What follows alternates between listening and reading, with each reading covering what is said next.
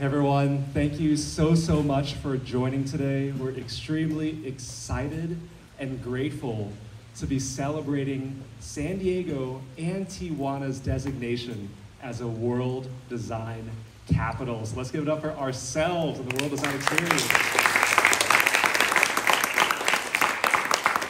Just a quick poll, let's do an easy show of hands. Who is local coming from San Diego County today? Awesome, we love to see it. We know it's a gorgeous day outside, so we appreciate you spending it indoors with us here, this gorgeous studio. And also curious, is there anyone who came from out of town? Thank you so much. Does anyone just want to yell out where you came from?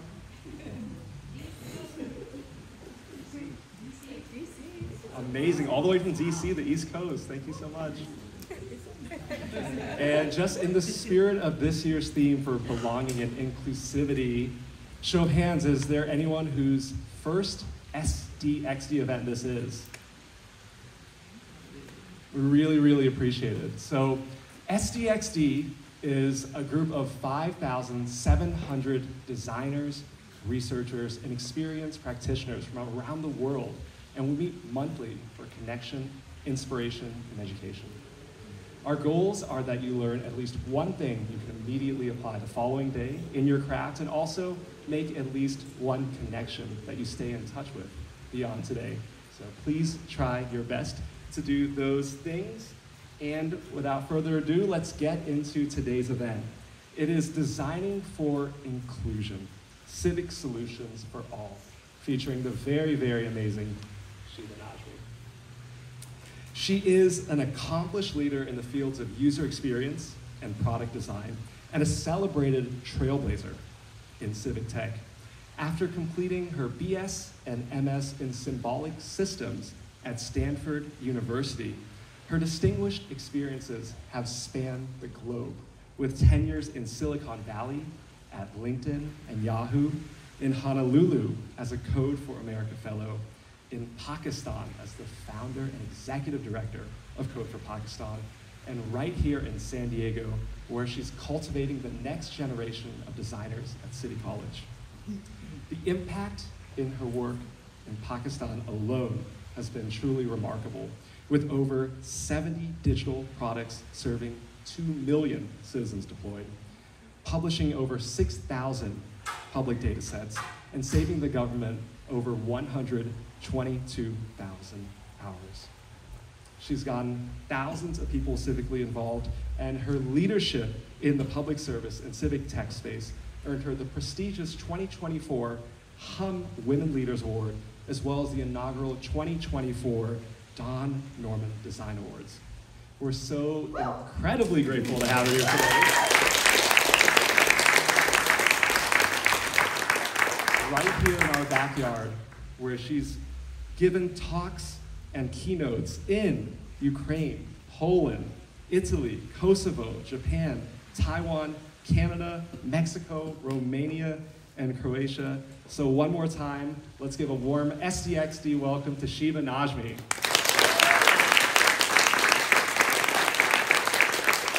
Thank you. Thanks so much for having me, and in this beautiful space. It's really lovely to be here with all of you today. And in the spirit of full transparency, you see the TV behind us. This is a topic that we're so passionate about, so we wanted to be intentional in crafting a conversation that'd be meaningful and valuable for you today. So we will be sharing some visuals to supplement the talk, but of course we will open things up at the end of the conversation for you to share your questions, comments, and experiences. So very simply, let's start out with your journey, Sheba. You began in UX, and now you're doing incredible work in civic tech at the government, technology, and public sector level. It's such an interesting, amazing cross of things. How did you get involved in the public sector? You know, it's a funny story because it's not one that I didn't grow up thinking this is what I would do. But I grew up in Pakistan, and in a country that is developing, a developing country, you see a lot of poverty on the streets, and you get aware at a very early age of the disparity that exists. And so I remember in the 80s when I was probably 8 years old, going door to door to raise funds because there was a famine in the Tharparkar Desert. And that sort of awareness of here are people struggling and people in need, one needs to help them, was there. Many years later, I was at Yahoo in San Francisco, in the Bay Area, and around 2005, there was a big earthquake that affected a large part of Pakistan and Kashmir. There were 100,000 people who were killed. And I remember raising funds again for that to send so that they could be, just in order to help. But it never felt like that was quite the thing. It was a one-time thing. You raise funds, you contribute. But I wanted to make more systemic change. And my skills were as a user experience designer, which, I don't know how many of you here are in the user experience field. If you want to show hands. Yeah. So a lot of us who enter the user experience field, I think we tend to do that because we have a lot of empathy, right? And we want to improve things for people. And that was certainly that's what drew me to the field. And so I was looking for a way in which I could use my skills to make things better. So I discovered this organization called Code for America. Has anybody heard of Code for America here? Yeah, okay, quite a few folks. So Code for America was a nonprofit that would pair designers and technologists of all kinds with governments to improve public services. And it had this belief that, the human-centered design thinking approach that we take as designers could also work for public services. And I was just looking for something that would marry social good with technology. So after 6 years at Yahoo, I started to design for citizens. And then the following year, thanks to my experience at Code for America, I felt like I finally discovered a way in which I could make systemic change or, do things that would create a difference over the long term. And so I founded Code for Pakistan, which is actually here in San Francisco or in San Diego as Tech for Change, which is a 501c3 nonprofit organization that hosts Code for Pakistan. And Code for Pakistan pairs technologists with provincial governments to try to understand the needs of citizens and use our human-centered design processes to make public services better. So I guess this journey has been a long term in the making. To quote somebody famous, a lot more famous than me, you can sort of connect the dots when you look backwards, right? Steve Jobs said that. But yeah, I can see the threads of that happening throughout my life. Incredible. Love hearing about the childhood stories and how you have those roots and then you want to scale it using technology. So let's level set and open by asking, what is civic tech? How do you define it and what does it entail? Yeah, so I think the visuals will tell the story better than I do. So in our private sector lives, things have come a long way in just the last 15 to 20 years. We used to experience banking like this. This is before James's time.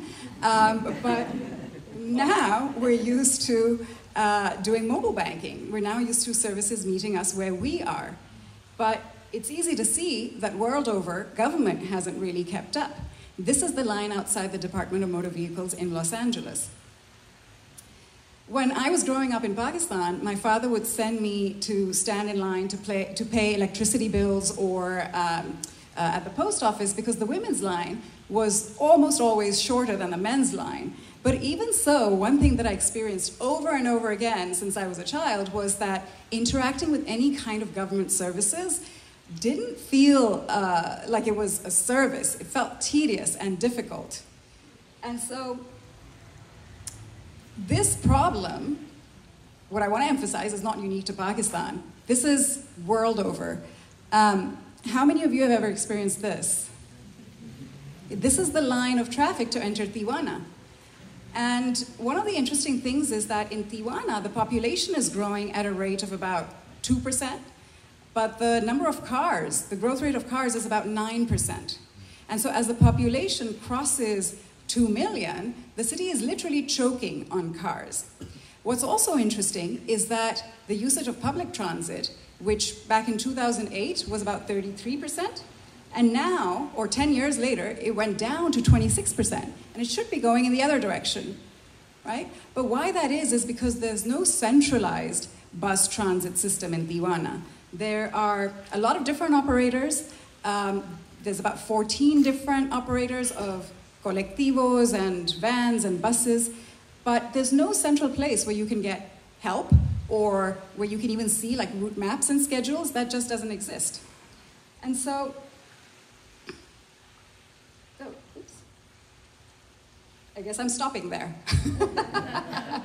The point being that this is a problem that, you know, there's that discrepancy between the private sector and the public sector is what Civic Tech is trying to bridge. It's trying to really bridge that gap, and we'll talk a little bit more about how it's trying to do that.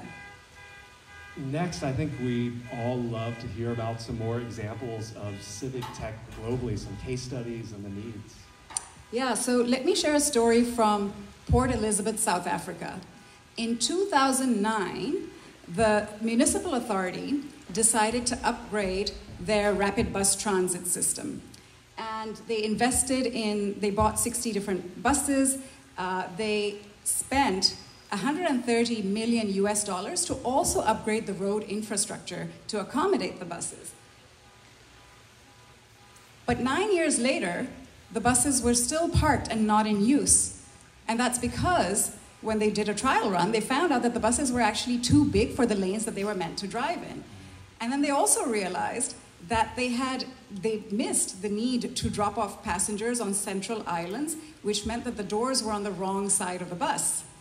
Now, you think about that and you think, how does a $130 million project do so poorly? Like, there's something very, very fundamental here to see what are the sizes, where are you dropping off passengers?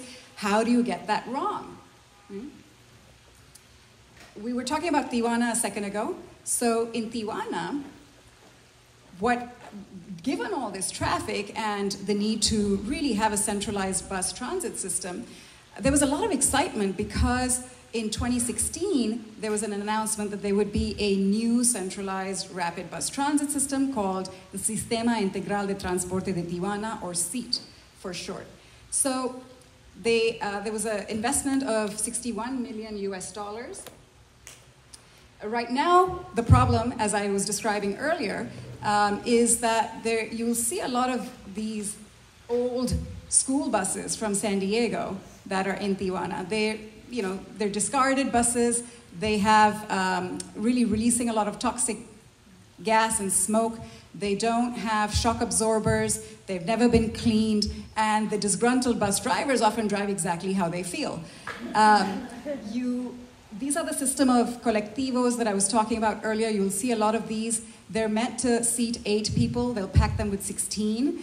And a lot of the people who are trying to get from one destination to another, they usually have to change. 50% of riders have to change, make 2 transfers to get to their destination, and they have to pay full fare each time.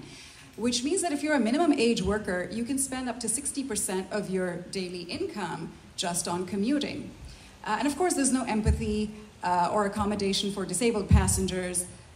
It's a rough system.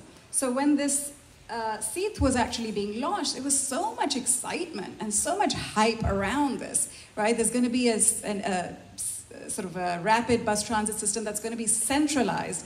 It was going to have 5 different lines, bus lines and route lines. They put in 47 different bus stations with high-speed Wi-Fi. They purchased a ton of new buses, and the buses, of course, also had Wi-Fi on board. And they also put in these 8 different pedestrian bridges so you could cross over to the stations on the other side. They put in these smart card payment systems. I mean, this was really huge. And like I said, it was $61 million. Well, unfortunately, 6 months after it launched, the buses were not being used. They were completely empty. All of the bus stations were empty. Most of them were vandalized, or they had graffiti on them, or the glass walls were completely broken. They only had 1 bus line running with 4 buses, and they actually ended up costing more than the existing system of taxis and colectivos. And the smart card payment systems had technical issues, and so they were no longer being used. And so what people were doing were you had to pay exact cash, otherwise you wouldn't get change. So the whole thing just entirely abysmally failed. Right? So that's a really sad waste of $61 million of taxpayer money, and even more so, the dashed hopes that people had, right? So I'll give you a different example. This is from right here in the US. It's from Boston. You familiar with public parklets? You've seen these in San Diego. Well, the city of Boston installed 2 different public parklets, and they cost about $25,000 each. Now, these are meant to be places where, public spaces where people can just hang out or sip coffee or chat or have a conversation with somebody or just read a newspaper. And nobody ever sits there. James, can you guess why they might have failed? I mean, that doesn't look too ergonomic to me.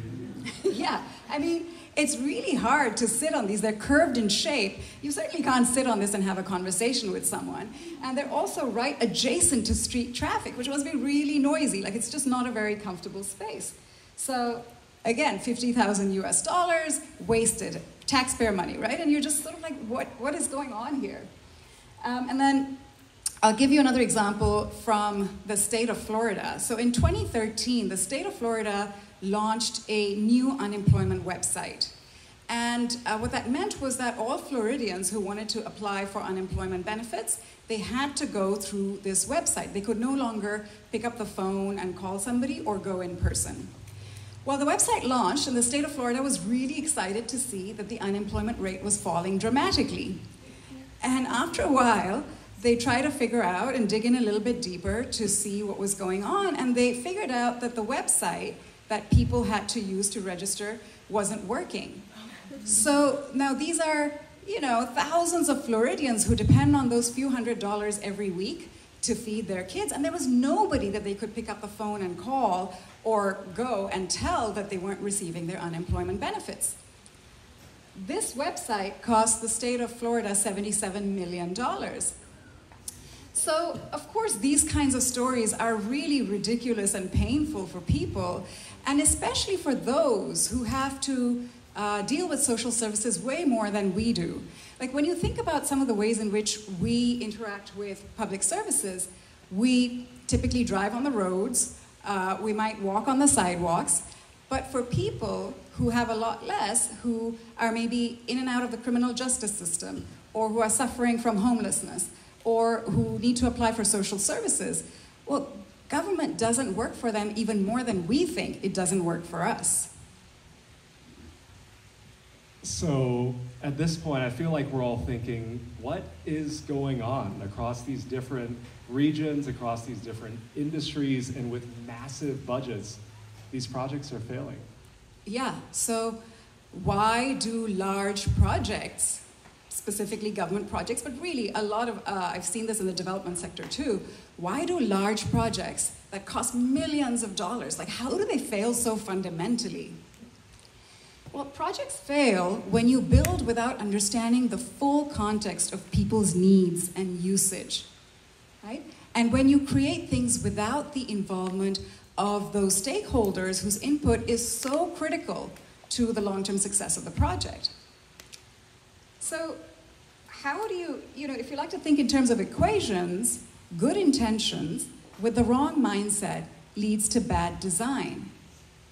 So how do you, do this better?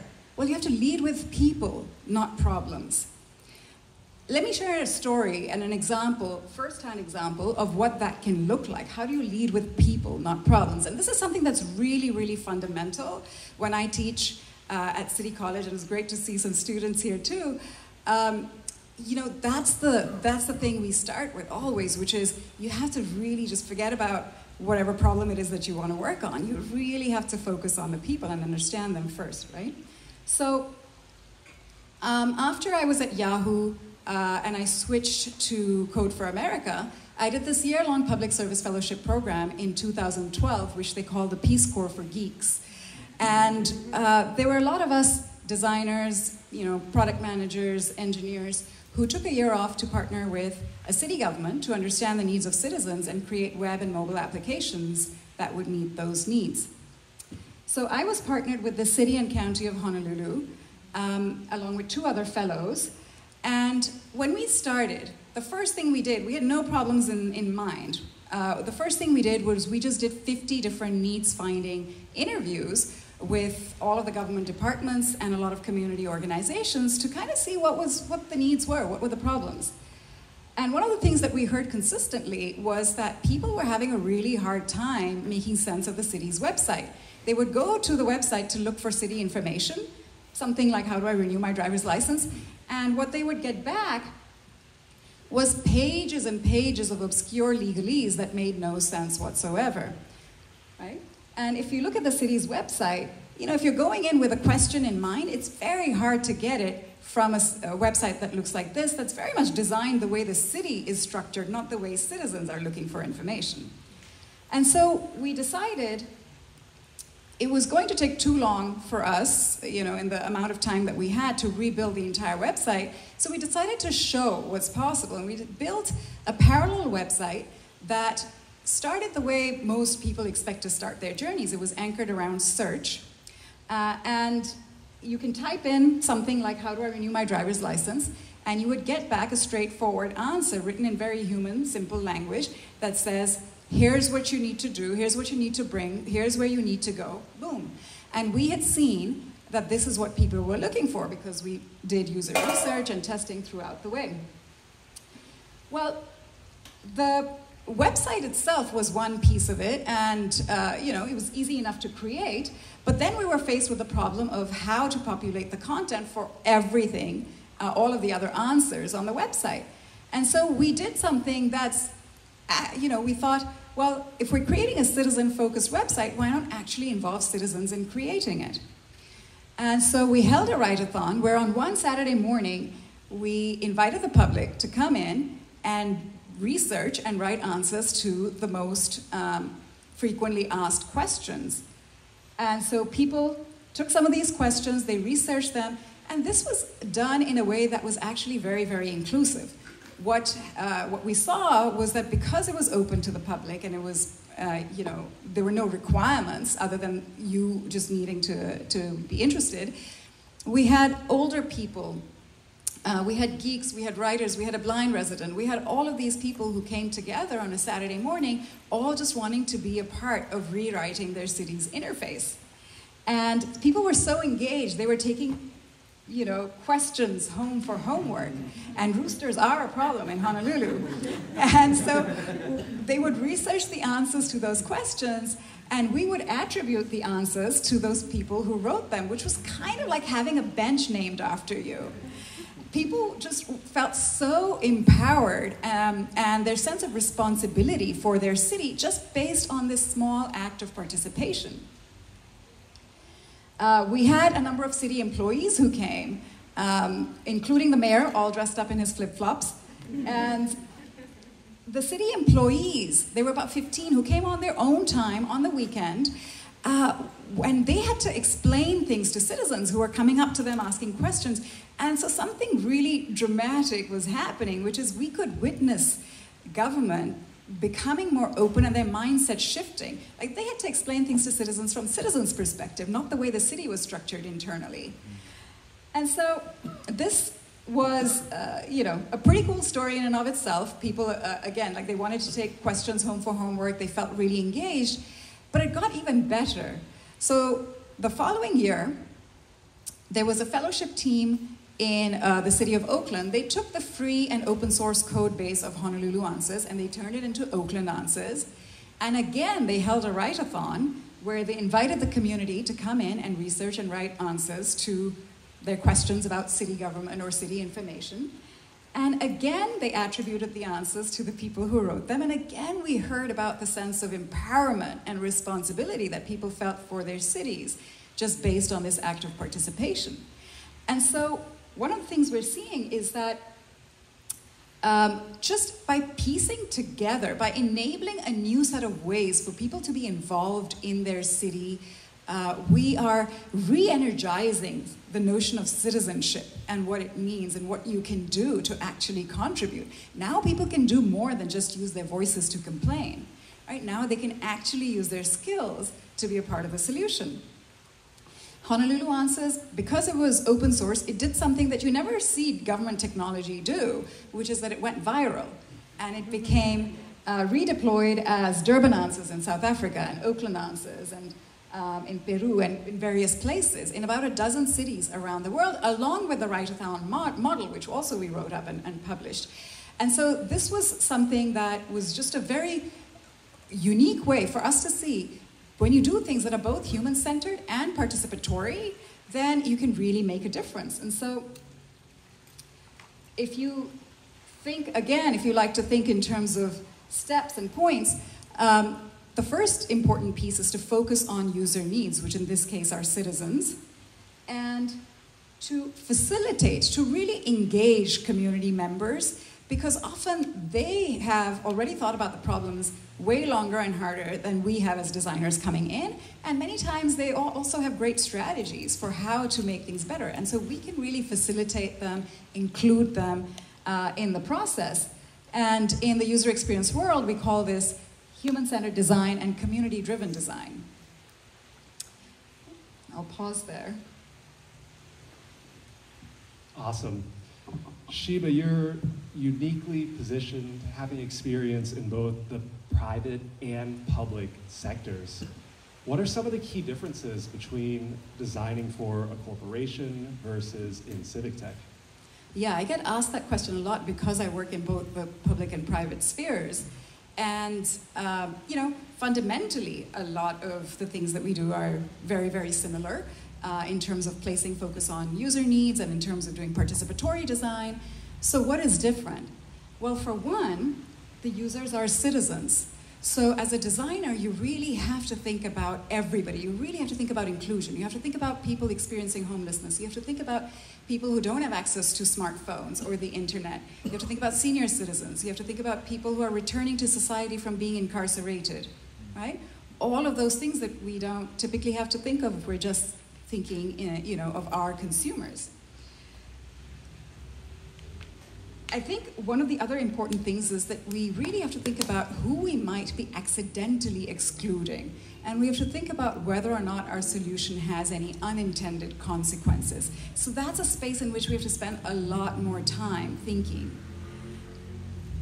Another is that the products are actually public services. And so there's a lot more at stake, right? So for example, if you are trying to apply for unemployment benefits, or you are applying for social services, what you need is very time sensitive, and it's very, very critical. So compared to your shopping, your online shopping not arriving on time, if the fire station, the fire brigade doesn't show up, your life is at stake, right?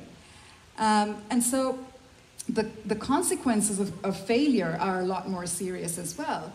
So part of the issue is that government has to deal with things that nobody else wants to deal with, which is incredibly hard, and it's messy, but it's also what makes it so, so important for good designers to be involved. Third is that you've got to plan for backups. So you have to think about graceful failure. After the Fukushima meltdown in Japan or the Boston bombings, it was moments, it was just maybe hours before it was lights out, right? When city lights run over these cellular networks, and there's a tsunami, which, you know, we have a lot of issues with the big waves from time to time. But if you have anything like that, you just have a few hours before the electricity shuts down, and so you've got to have backups. This is a photo of a New York City subway station kiosk. And what would be a lot more helpful than that blue screen of death is to have paper maps and paper schedules and paper routes there, right? So as a designer, you really have to think about backups and not let the technology become a single point of failure. Similar to, you know, when we talked about the state of Florida, like they could have had somebody be available on phone if the website wasn't working, right? And then fourth, launch day is different. In the software industry, we used to doing things in a very iterative and agile way, right? So for example, when Facebook launched, it didn't have policies regarding hate speech or nudity in photos on the first day. It iterated and eventually it, saw the need for those policies. But government has to abide by regulations on day one.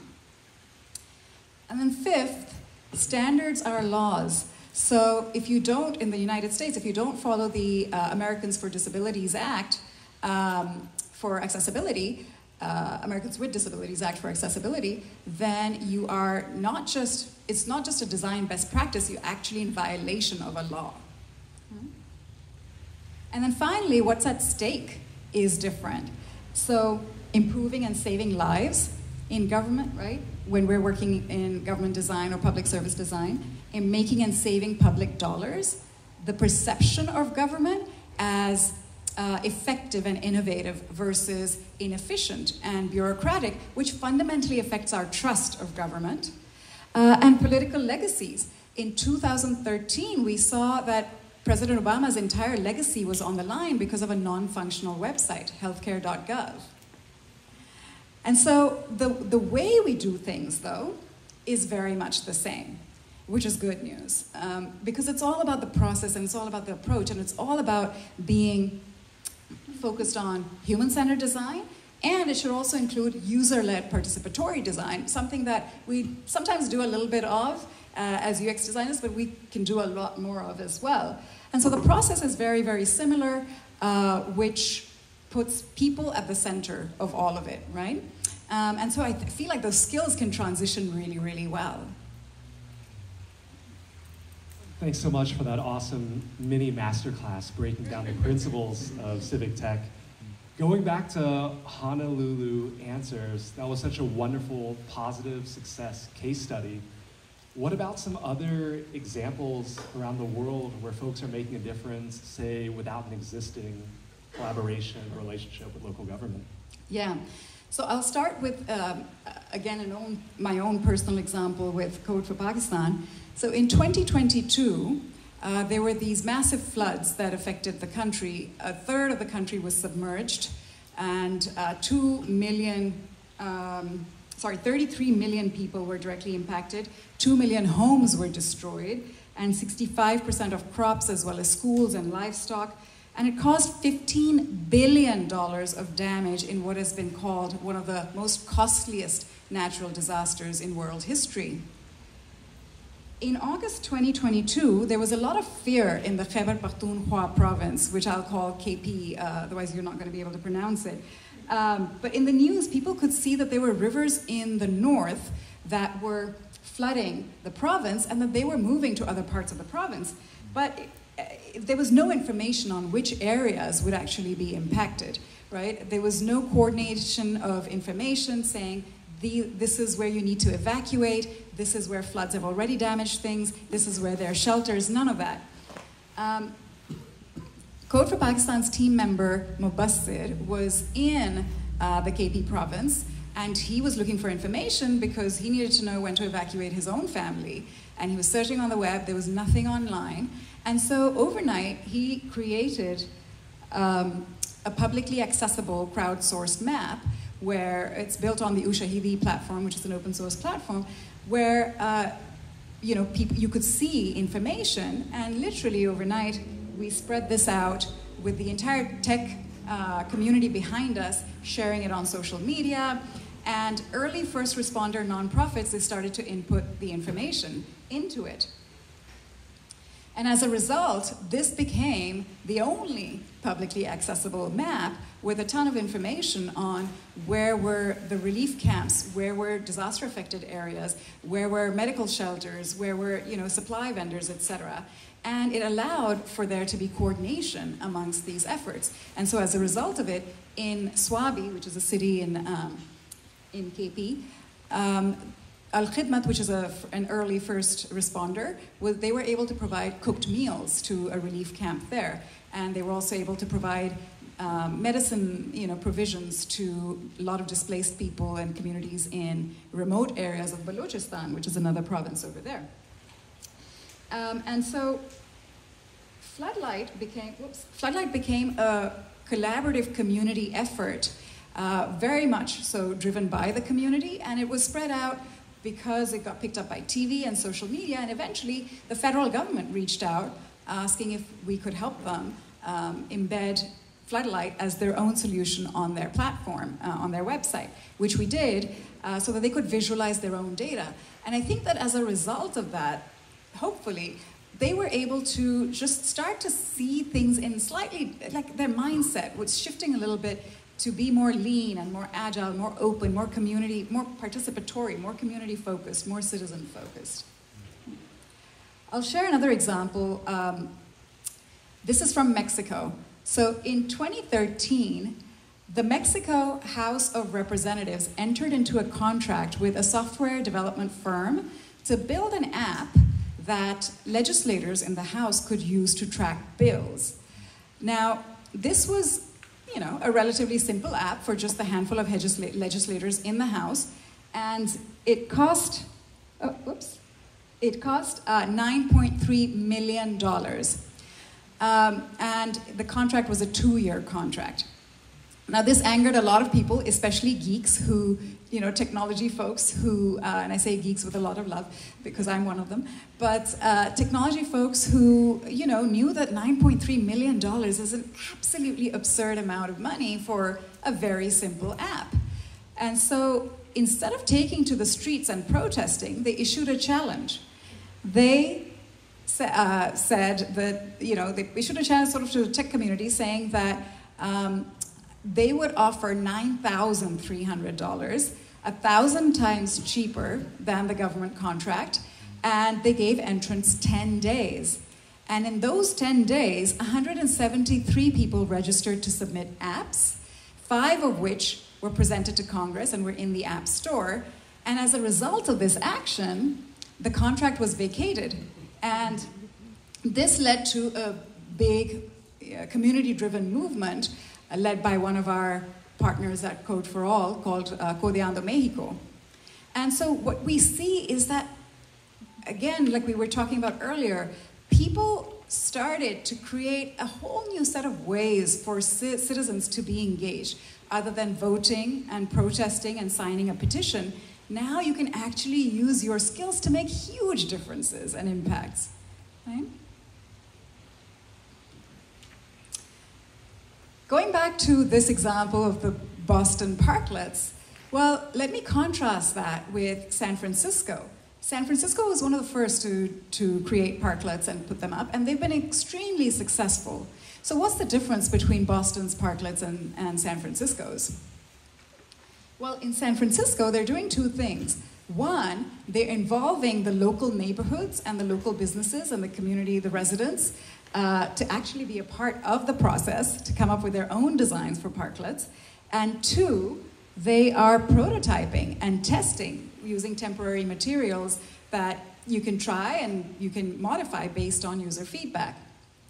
And as a result of those 2 very key pieces, which are both a part of the design thinking process, of the human-centered design process, now you have these events. There's an annual parking day, which actually was yesterday, which is an event where you can put in coins to take over a metered spot just for a couple of hours, and you can prototype and test your parklet ideas. And you can test the location. And that picture is actually from San Diego. And so what we saw was that you really, prototyping doesn't need to take a ton of time or a ton of money. I think I skipped one here. Yeah. This picture is actually from the first annual parking day that was held in 2005 in San Francisco by an organization named Rebar. And they literally just put in coins in the meter for 2 hours, took over a spot, and 2 hours was enough for them to test and learn a lot, right? So again, if we involve the community and we involve the local people in the process whose engagement is just so critical to the process, and we prototype and test ideas, well then that's really following just our human-centered design process, which is a skill that so many of us here have.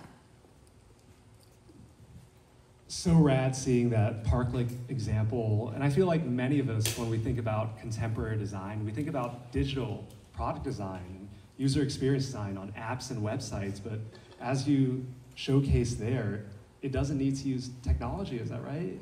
Yeah, absolutely not. Like, I think that the point is just that, and civic tech is really so much more about the process than it is about the technology. It almost feels like a misnomer with the word tech in there. But it's the human-centered mindset more than anything else. So here is Tamara Shopson. She was a fellow in 2012 at Code for America, the same year as me, and she decided that there were these bike storage lockers that nobody knew what they were for in the city of Santa Cruz. And so she painted a bike logo on them so that people could actually know what they were for and use them. That's civic design, right? So it doesn't have to involve technology at all. Like whether you're a designer or a writer or an artist or a community organizer or a researcher, like you have a skill that you can really use to make your city better. So civic design is really just the act of addressing civic problems. It's the idea that when you see a problem, you work towards fixing it rather than just complain about it. You're welcome to complain about it too, but you can have the skills to follow up and actually do something. And I think that's the really, really key piece that, all of us have some skill or the other that we can use to contribute to our communities. Speaking of, I think we can feel it and see it in the audience that folks are ready to contribute and to get inspired. So in order to make things a little easier, we put together a little list of resources for local causes that you can get involved with. Yeah, and before showing the list, I'll talk a little bit about the first on the list is the Code for All network. This looks really faded, but that's actually a global map. The Code for All network is a network of these grassroots civic tech organizations that are all trying to do this kind of work in their countries. There's presence in 48 different countries around the world, including Code for Pakistan as one of the members of the network. And what we believe is that, everything that we're doing, when we learn and we grow from each other, there's so many parallels and so many similarities to problems that we might face in Tijuana and in Pakistan or in, Africa. We have a Code for Africa that has multiple countries in it. And we will be stronger for it, for learning and sharing with each other, because ultimately, all we are all trying to do is make our cities work better, right? So here's the list. Code for All we talked about. Yes, and D for SD. Did anyone participate in their hackathon? They tackle problems like homelessness and all the different challenges that we're facing here in San Diego. And I see a lot of cameras coming up. Thank you so much for taking a photograph. We're also going to send out a message to everyone who RSVP'd to this event. So we appreciate your interest in engaging. Yeah, so D4SD is Design for San Diego. Designers Group for Good is a global group. You can join their Slack. It's all designers trying to make the world better, right? And engage in lots of different types of social good. And Ride SD is a local organization that aims to help improve the experience of public transit here in San Diego. US Digital Response was actually started by the same person who started Code for America, and it's a volunteer group of people, of technologists and designers and anybody, really, researchers, who can, in a pinch, in a very critical time, respond really quickly to public needs. Hack for LA is an organization based up north, but they are fully remote friendly, and they're also using technology to tackle a variety of problems. The Alliance of Civic Technologists was also started by somebody who used to work at Code for America. It's a US-based network that supports local civic tech organizations that are doing community work in technology or advocacy. And the Environmental Health Coalition is a local organization that aims to make lives better for families in San Diego. And then Tech for Change is my own registered 501c3 nonprofit right here in San Diego that hosts both Code for Pakistan and the Code for All network. So if you're interested in either of those, you can come talk to me or send me an email. Oh. So if you need another picture, you can have at it otherwise. Yeah. So as we wrap up this structured portion of today's conversation, Sheba, what's one thing that you'd like our audience to take away in terms of making an impact in their local community? For this, I have a quote from somebody, Jane Jacobs. I don't know if anybody's ever heard of her. She was an urbanist and an activist and a really remarkable human. And she once said, and I think she said this best, so I'm going to use her words, that cities have the capability of providing something for everybody only because and only when they are created by everybody. So we need to create solutions in a citizen-focused and participatory way, and we need all of us bringing all of our skills to the table to make our cities work, because government for the people can only happen if it's also government by the people. Sheba Najmi, ladies and gentlemen.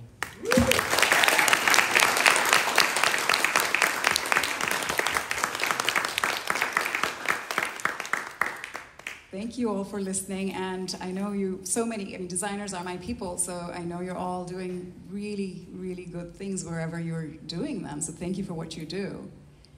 And do we have time for questions now? Absolutely. So we've done so much talking. Thank you all for your patience and attentiveness. We'd love to open up the floor to questions, comments, sharing feedback and experiences. And I'll walk the mic around.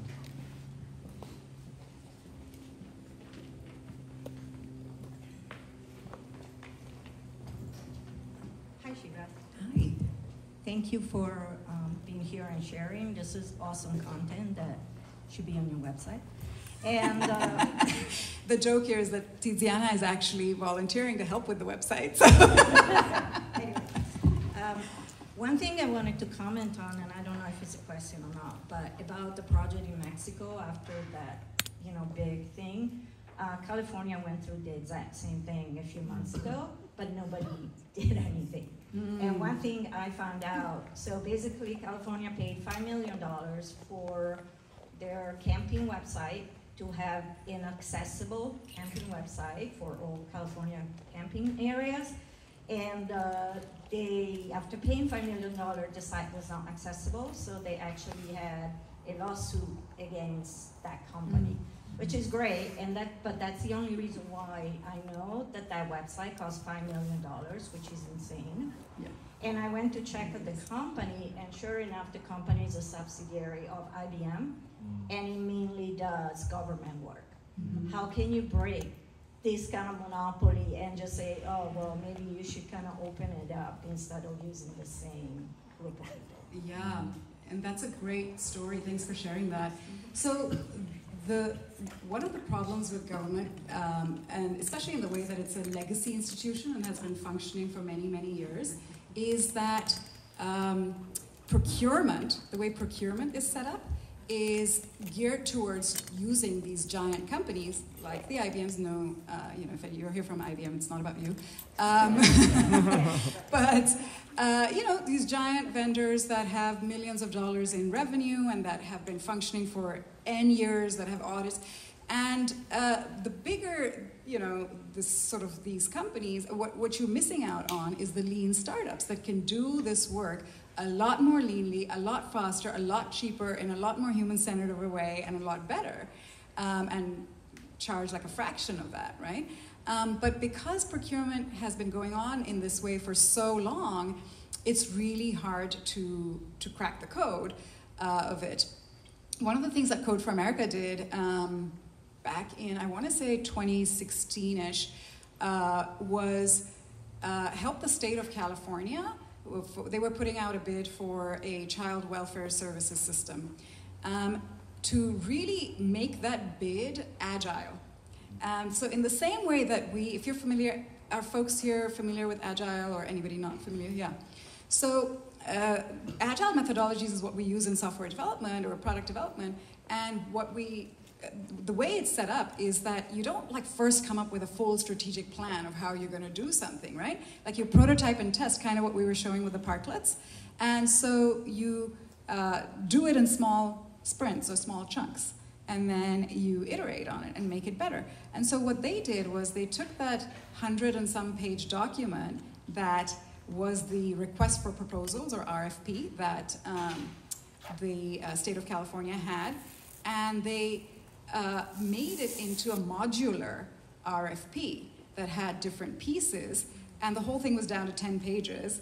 And the requirements were not like these lengthy requirements of you needing to have years and years and budgets of $20 million, etc., so that smaller startups could compete and could participate. And that was a great case study. And I think that the state of California has started to do a lot more of that based on that, but it's going to take a while before it gets, they did it for like one particular module. And also, the good thing is that if you only put it out for one module and people complete this one piece, then you have an opportunity to reassess and say, do I want to continue with the same vendor at the end of that? Or for the next piece, we'll put out, maybe somebody else will bid on it and do a better job, and so on and so forth. In the UK as well, the UK Government Digital Service, which was really sort of one of the pioneer governments that really understood this, and unfortunately they've backtracked a little bit now because that team is no longer there, but they really understood that design thinking and human-centered design is like at the crux of all of this. And back in 2012-ish or so, they came up with gov.uk, which is a website where, kind of like Honolulu Answers, we actually took a lot of inspiration from them, where everything is just written in from a very citizen's perspective, and it's an open source website too. So what they did was they were one of the first to hack procurement, and they made it so that the requirements were such that small startups could apply, and maybe individuals, small teams, etc., and instead of these giant contracts. But yeah, you're absolutely right. Like, a huge part of the problem is just that. Yeah. Yes. James has the mic, so lots of hands up. Sorry, I'm right here. So kind of piggybacking onto your question. So I know in 2020, as a self-employed person who could never qualify for unemployment, you were talking about the employment website not working. That was a huge issue for a lot of people, having access to the unemployment system, that it was so difficult to access. People couldn't get through the phone lines. People weren't able to do it. And kind of like responding to the problem how you did in Pakistan with the flooding, this is like an urgent need. And when you're dealing with government, timelines aren't always easy or short. It's you have to get through a lot of paperwork and stuff. And I understand that a lot of startups can do stuff faster than governments, but how do you negotiate that conversation? How do you move forward in a timely manner when you're dealing with large-scale governments and red tape? Yeah, so this is a long-term systemic problem. I tell the team at Code for Pakistan, I don't think things are going to dramatically change in my lifetime, but we're making incremental changes and efforts. And so what is true is that by and large, in governments as an entity, we in this room, we have access to a way of thinking and technical skills and design skills that are not generally present in government, right? And that's why we need designers and technologists like us to work in government and with government to bring some of those skills. That's literally that's the only way it will change. And of course, education for the folks that already work in government. But it makes me happiest when I see some of the fellows who graduate from Code for Pakistan when they go and they work in the government, because I know they have learned how to do things in this very human-centered way.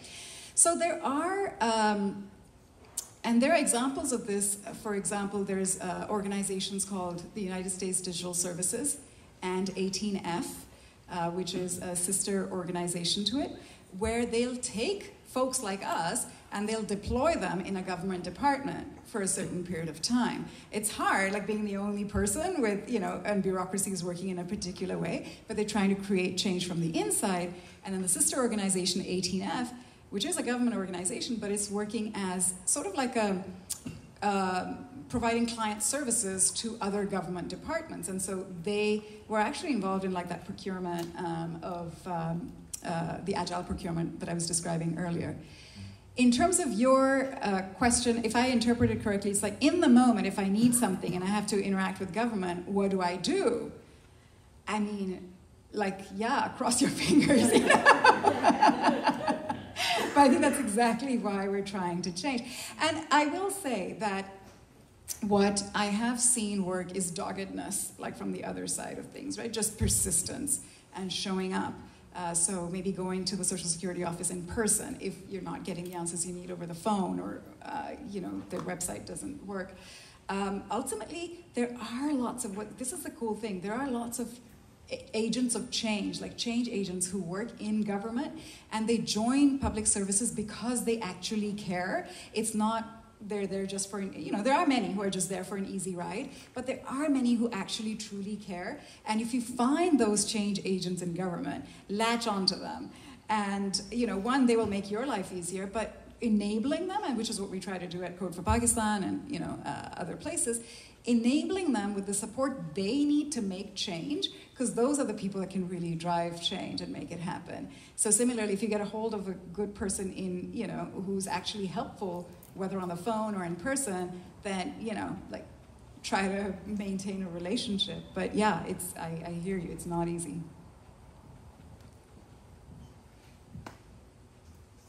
I'm going to the back. And then we're going to try something. After this, we're going to do it Comic-Con style and set up a mic and a stand for folks to line up. We appreciate the engagement, but we'll have Coriano go next. Thank you again. My name is Coriano. So I have a question when you mentioned before, gracefully failing. And so that made me think about, I was curious about what's the design culture at Code for Pakistan as far as is it a space where you can try and try and try and try? Yeah, very thoughtful question. Thank you for that. Yes, so because Code for Pakistan was really the first organization to venture into this realm of civic innovation in Pakistan 11 years ago, everything we were doing was an experiment. In fact, how many of you have heard of the term the lean startup or the lean startup methodology? Many of you, yeah. So the lean startup is this idea that instead of first creating your solution, very similar to what I was talking about earlier, instead of first creating your solution, you build the smallest, what is called a minimum viable prototype, to test it with the least effort that you can put into it, to test your hypothesis and see whether or not this is even going to work. Right, so before starting Code for Pakistan as an organization, I first wanted to test the hypothesis that there was even interest among citizens in using their skills to contribute to public services. Now, this is in the early days of 2013, where people had never heard of a hackathon in Pakistan. There hadn't been any. There had been some in the US. But that was my way. So when I went back to Pakistan, I held a civic hackathon, and I had zero money, so there were no budget, no prizes. But in just 6 days, and it was spread over social media, in just 6 days, 111 people applied to participate in this. And we had a serious, set of 11 questions, because people had never heard of this thing. I wanted to make sure they knew what they were coming for and signing up. And when they came, what was so incredible to see was them just wanting, there was so much passion in the room to just use their skills to do something, to have a little bit of empowerment and agency to contribute, rather than just be recipients of government services, contribute to them. So that was sort of okay, hypothesis checked, now let me go and see about creating an organization. So that's the very nature of how Code for Pakistan started. It was with experiments and testing things. And we do that all the time. Just last weekend, they held a mapathon in Karachi, in one of the biggest cities there. And mapping as an exercise we had never done that before. And so many people came and were just so, folks actually even from not Ushahidi, but OpenStreetMaps. They were there as well to talk about the uses of, when you map things out, and people were just so excited that we're okay, I guess we should do more in this space. So yeah, everything we do is sort of an experiment. And like I'd said earlier, it's not about technology, right? The technology is a means to an end. So in some places, for instance, if you're in parts of rural Pakistan, and maybe you're working on population check or, educating women about different recourses that they have, well then a smartphone solution in a rural area may not be the right solution. And instead, when you spend time with the people there, you might learn that actually it's flyering door to door, like, is the best solution, right? So yeah, everything is sort of test and try and see and what works and keep trying new things. I mean, it's a green field in a place where nobody is really thinking about this stuff. You have so many different things to try. All right, can I get a show of hands again on how many folks have questions? We're gonna try something a little crazy, if you don't mind. We have a VIP section over in the booth down here next to water. And if folks with questions wouldn't mind standing up and walking over and sitting here. And then we'll get you all queued up, so we appreciate it.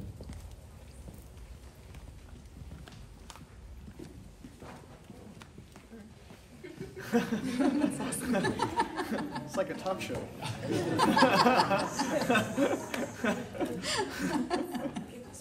Okay.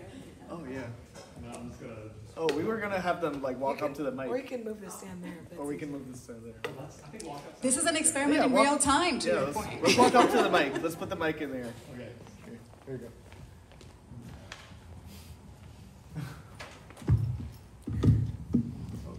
You're the pro. I was reading about that in this book about the group way and Oh, implementing cool. that sort of stuff, not just in the tech field, but using agile methodology across industries. Nice.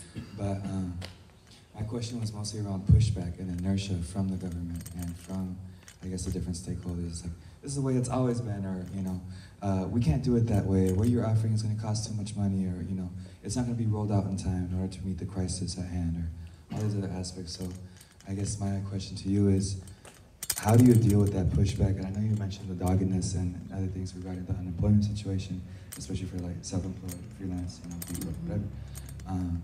How do you deal with that? Both in your organization and then from your peer organizations. Like, how do you see them handle that?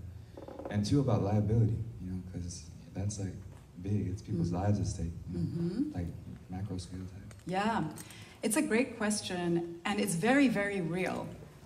The inertia is real. Like, the government has a legacy way of doing things, and it's like, why should we change it? It's also safe, but it doesn't mean it's timely. Like, to Whitney's question, I don't know where Whitney went, but yeah,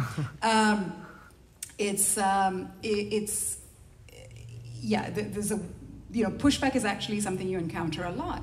So I think one of the key things that I learned, and this I think is true just as much in the private sector as it is, in the public sector, is that relationships matter.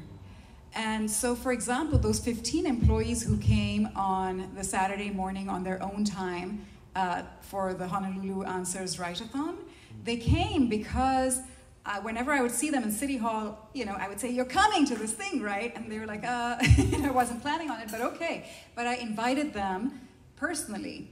And they came on their own time. They weren't paid for it, and I think that they left sort of with a different mindset by the end of that event, right? So one is relationships matter everywhere. Like, if you're working in a big company or with government, and what we used to be told when we were at Code for America, and we were all people with years of experience. We were taking a 2/3 salary pay cut to work at Code for America for a year. Folks from Google, Yahoo, NASA, etc. But we were told, like, you have to check your ego at the door, because these folks will likely think you're interns and they'll ask you to fix their computer for them. Just do it, And it's true, like, they would say, "Hey, can you just fix my printer or whatever?" And be like, "Sure, happy to do it." See if you can be of help, to the government. Again, because you are helping them, you're building relationships and so on. So that's one thing. The other is showing what's possible is really, really huge. So by bringing something to life, like a visual, like a functioning prototype, or or even just a click-through prototype, whatever, when people can see things and they can visualize them, they finally understand what you're talking about. And so, Honolulu Answers, we've set it up as a parallel site. People could really see what that was about.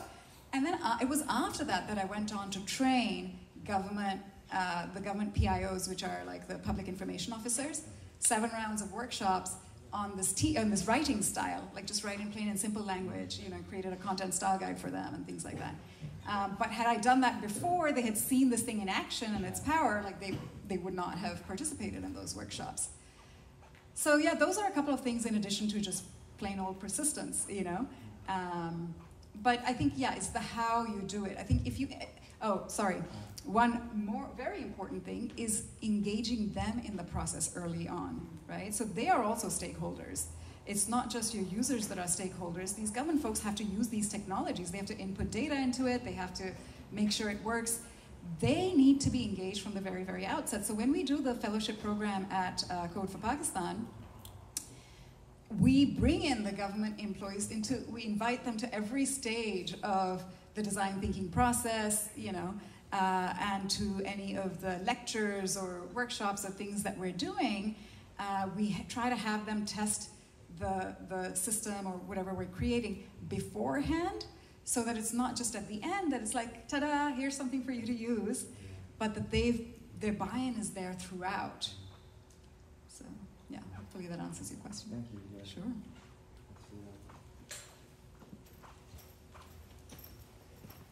Thank you for sharing your time with us, gaining enormous value of what you're talking about, which is directly connected to my work. So I wrote this down. The problem that I have is that cities don't communicate with each other. One of the biggest problems that I'm running into is that City A is saying that we're not going to be doing something because City B isn't doing it, and we feel like we're doing too much. And so, what are some ways that this communication gap could be bridged, and how can I bring everyday citizens to the center of the conversation to drive the incentive to act on the behalf of citizens instead of focusing on political rivalries? Mm-hmm. Yeah, political rivalries are real. You know, and it's even more real, for instance, as an aside, when you see administrations change in a city. Like, they don't want to continue the solutions that were created by the previous administration because they don't get the credit for it. So somehow the incentives are set up all wrong in government and in politics in particular.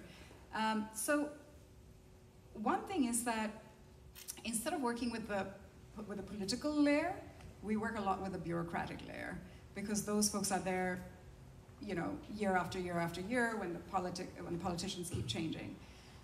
And those are the change agents you try to enable, because they're in it for the long haul, and sometimes you get ones that are great and sometimes you get ones that aren't. But like, if you see a change agent in bureaucracy, helping them do their work better and faster and easier, which ultimately serves people, can be a huge win.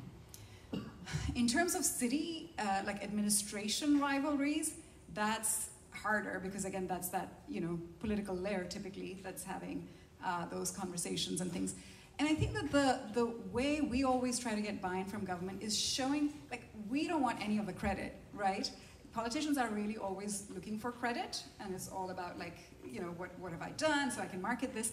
And we're like, take the credit, please take it, you know, as long as the end outcome is the right outcome. And so you have to show them how this is adding to their sort of image, if you will, or their furthering their agenda, or what have you, how it's in line with something that they already care about, and that it's not about us, certainly, right? And so if there's a line in their political platform that says that they want civic engagement, for example, then you would say, here's something that can really help you with civic engagement, and this goes back to your, you know, you have to connect the dots back to what it is that's important to them. Yeah. But it's tough. I mean, none of these things are easy, by the way. If they were easy, like, you know, they would have been done by now. So, all right. Yeah, sure. Hi, Sheba. Hi. So, I wanted to know, with the really high stakes that there are with civic design or designing for change, how have you overcome biases?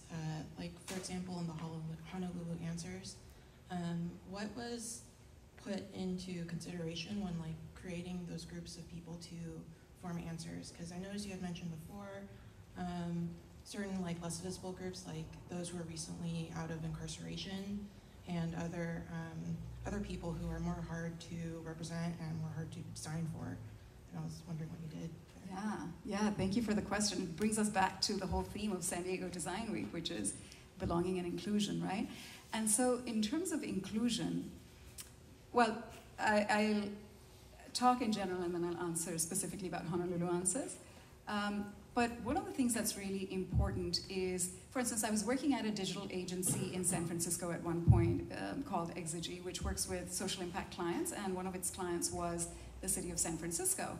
And we were creating an open source affordable housing platform, because today what happens is that people have to go apply for housing if they're experiencing homelessness, apply for low-income housing going through in person, going through sheets and sheets of forms and papers that don't make any sense, that they're really, really hard to understand, and then they have to show up for the housing lottery, and I mean, it takes forever. You cannot find, it's just nearly impossible to find low-income housing if you want to get out of that state of homelessness.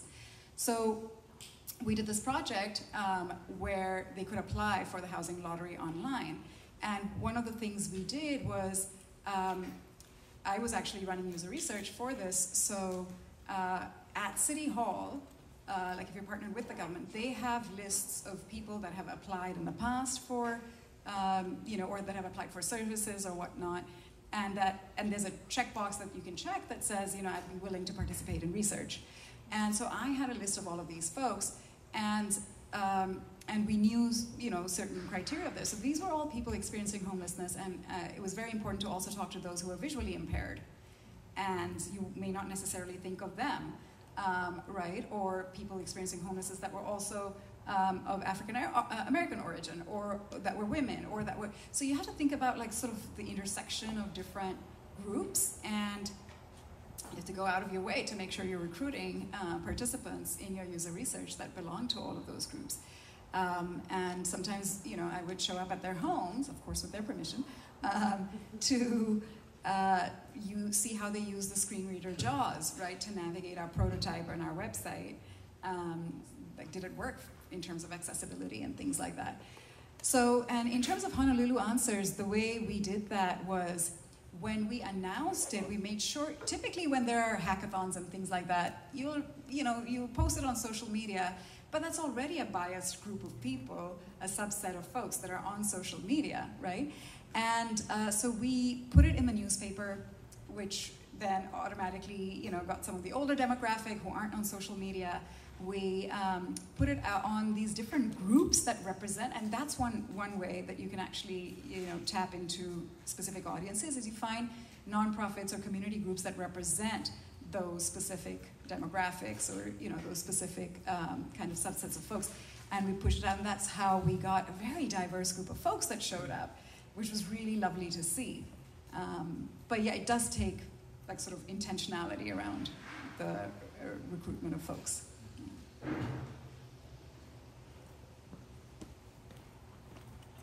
Hi. Hi. So my question has to do actually with, well, I think everybody in this room probably agrees that, making change using a human-centered design process is the way to go. But I see really the biggest issue is getting that buy-in from government to, work in a design thinking, using design thinking or in a human-centered way.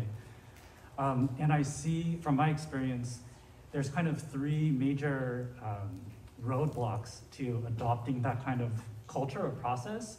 One is that often decisions are made like on a very top-down level, and so unless you have access to those, those people at the top making the decisions, you can't make any change.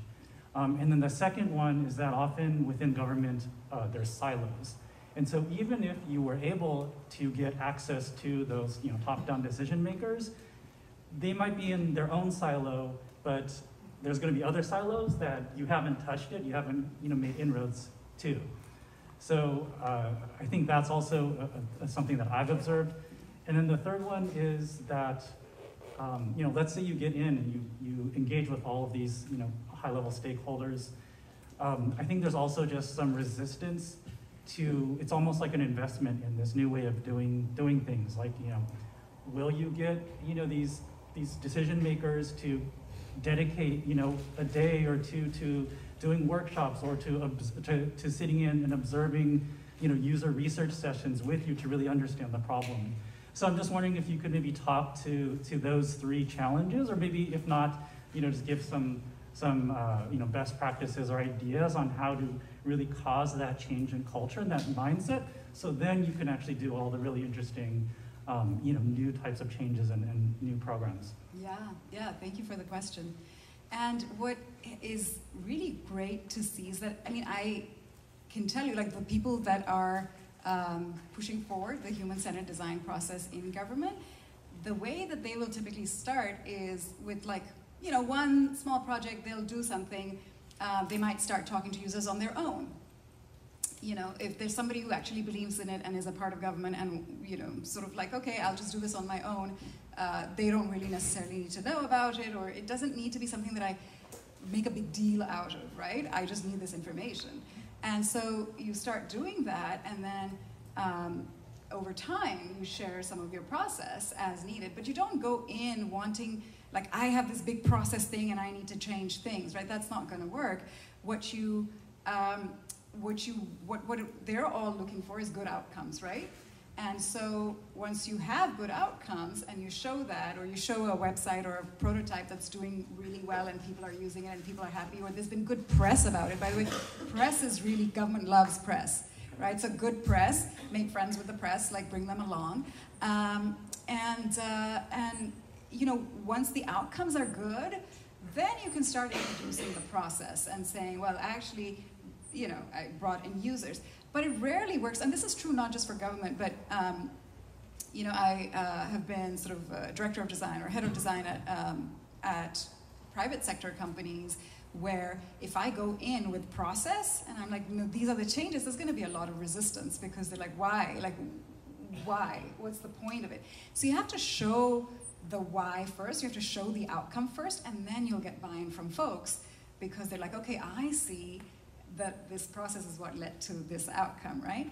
And so if you're changing, and processes can also be changed just in time, right? So if it's the time where I have to come up with a design for something, and I have like some semblance of a design, well then just in time I might test it with some people before I go on to the next stage, right? So that's one. Silos are also a problem at big companies. I've worked at big companies too, like LinkedIn and Yahoo, and that goes back to relationship building, and really being cognizant of over-communication. For instance, one of the things, and this is a shift from the public services piece, but if you're on LinkedIn, have you seen the open to work circle on the LinkedIn profile? So that was something that came out of my design team, and it involved like literally 10 different teams needing to touch on it. Like my team was the LinkedIn profile team, and also LinkedIn search. I was managing 2 teams, and it touched both of those functions, but it also touched the feed, the LinkedIn feed, because it shows up on the feed. It touched LinkedIn messaging, because then you message somebody, etc. It touched the design systems team. It touched like the careers team, the jobs team, the service provider team. All of these different teams. And literally my job, I felt like 24/7, was just making sure that everybody knew what was going on. It was communication more so than anything else. And so I'd set up shared Slack channels with all of these folks and groups, and so would constantly be updating them so everybody was in the loop. But that's how you have to break down silos. It's just like take the initiative to over communicate and blast out. Make sure all of the different folks who could be impacted by it are brought in. A lot of the reason why silos exist is because people are really protective of their area and their domain. And the whole notion of civic tech is that government should be open. It should be transparent, everything. In fact, in his intro of me, James mentioned we opened up 6,000 data sets and put them out there. Government guards its data like nobody's business. And yet, if they were to open up their data, what amazing things can happen is that they don't even have to create those services. If the data is publicly available, somebody else will create a service on it, a hackathon for free, and it makes their lives easier. So breaking down those silos and getting more openness and transparency as part of the culture I think it starts with us, it starts with you, right? Like oversharing and communicating out to everybody, bringing them along, and then people really appreciate that. So yeah, I mean, there's no silver bullet, unfortunately, but yeah, it's all of these things. Yeah, no, thank you. That was very helpful. Absolutely.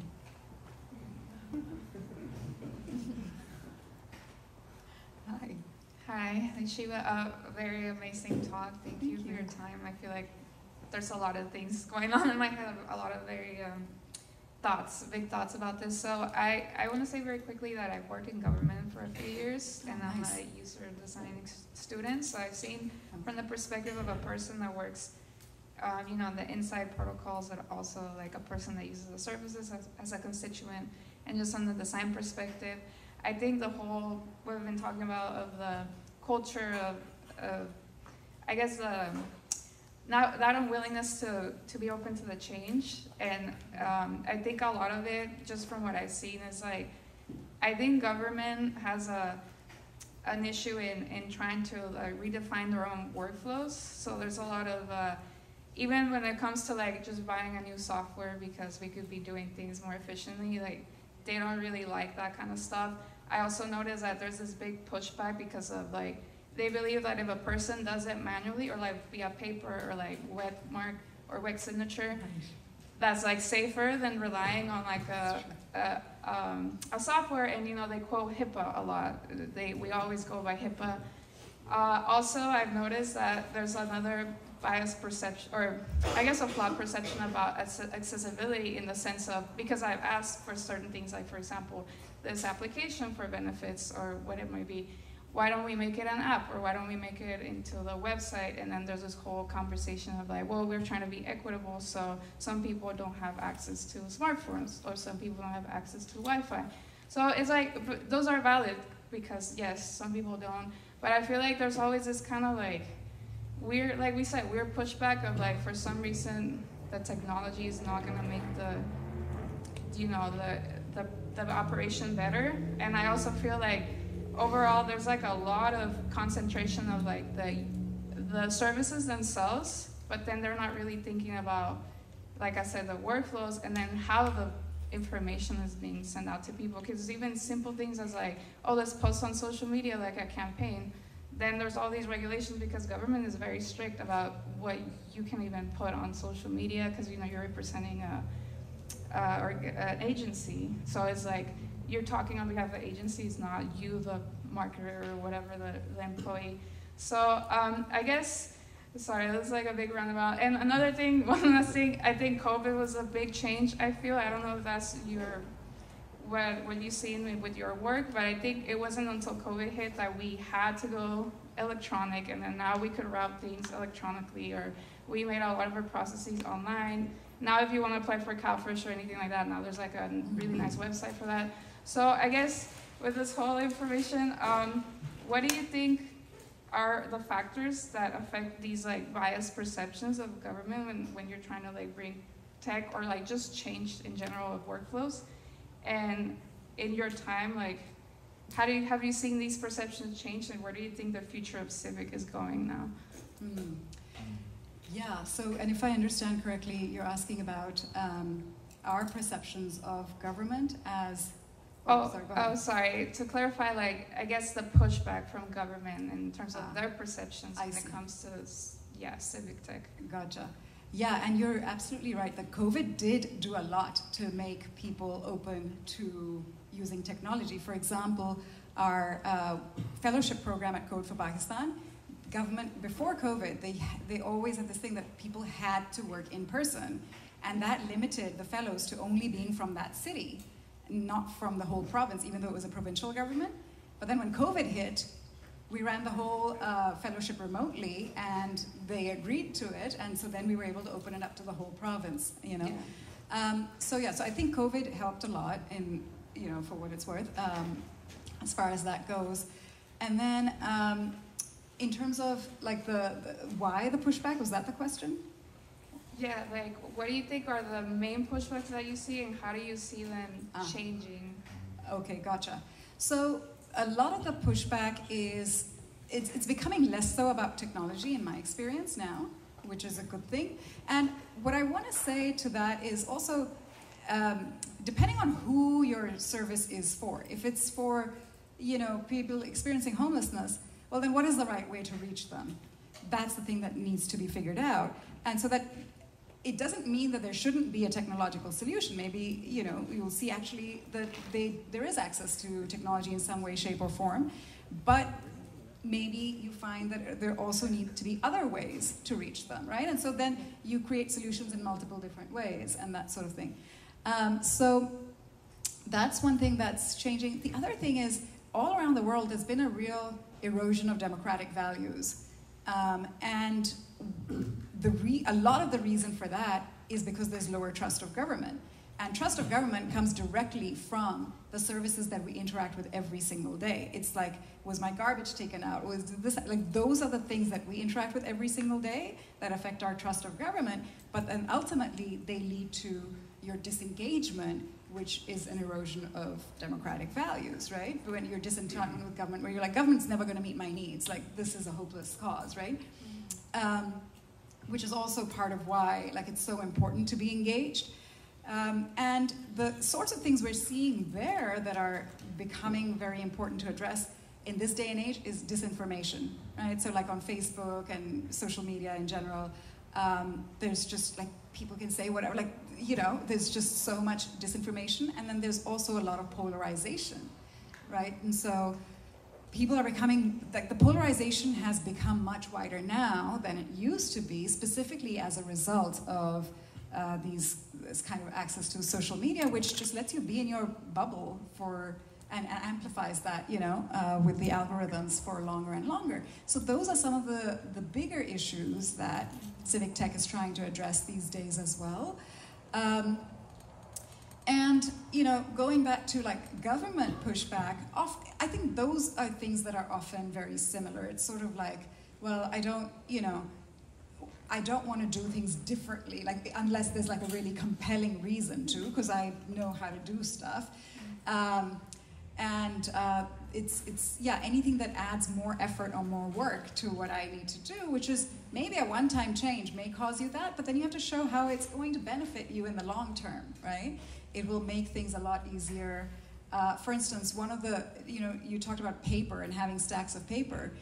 There was, at Code for Pakistan, there was this kind of application for, there was a reservation of funds by the government, by the provincial government, for minority groups. So specifically, I think, religious minority groups. And they could apply for that. But the process was all in person, and a lot of them don't have high literacy levels, and they had to fill out forms in paper, and there was a huge mistrust of like, well, where are these forms going? I don't know. They're probably just picking their friends or, you know, whoever will get that grant for this, because it was a lottery-based system. So we made all of this thing digital, and to your point, like, you know, yes, those people may not necessarily be able to do it themselves, but then they'll find a friend who they can sit with, who will fill it in for them. And the person whose job it was to sit there in government and go through these sheets of papers and these applications, it would take him 2 months, and deduping them, like finding duplicates and then, you know, doing that all manually. And now this whole thing is done in a matter of 2 hours, right? And you know that there's no corruption in there. You know that there's like, it's all clear, like duplications are removed and so on and so forth.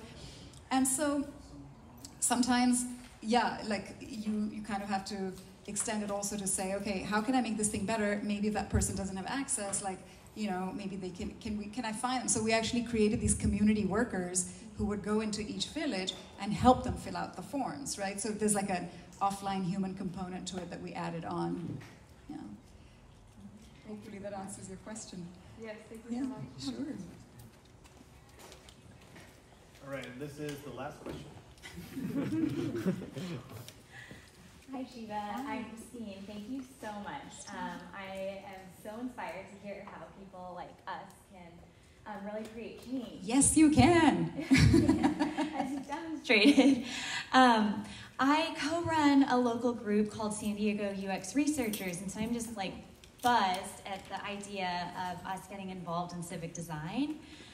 I know that you gave a lot of examples of people getting involved and seeing, implementing different changes, and I'm wondering, outside of like where there's an obvious need or an obvious problem, what are ways that, like, opportunities, or ways to find opportunities for that, where change is needed? I mean, like literally looking around you, like how many of us use public transit to get here? Yeah, 0. And so, like, right, like just look at, like, why aren't people using the trolley more, or why aren't there, you know, what are the issues? Clearly there are issues, that's why it's not being used, it could be better. So, I mean, or just literally pull anything from your community around you, and it's just a matter of, like, yeah, what's going on in this space? Just pick any space we talk about, like, just pick a target space, and then go and start talking to people in that space, and you will discover so many issues and so many problems. Yeah. Thank you so much. Of course. Yeah. Thank you all. Thank you so much for your patience and understanding.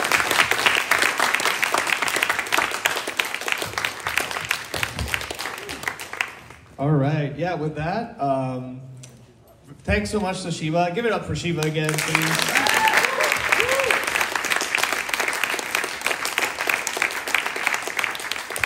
Awesome. Yeah, we're so lucky to have you.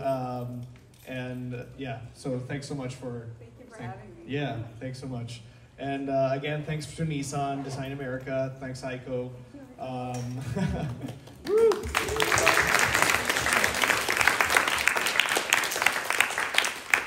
right, and yeah, thanks again, everyone, for coming. Thanks to the volunteers. We'll be in this space. We have this space for at least like a little 30 minutes. We'll open the doors there if you guys want to look around that garden. And one more thank you to Zoe, yes, who has been organizing relentlessly all of San Diego Design Week. Yeah, really huge, and who actually connected us, found us the space too. Yeah. So, thank you so much. If anyone's interested in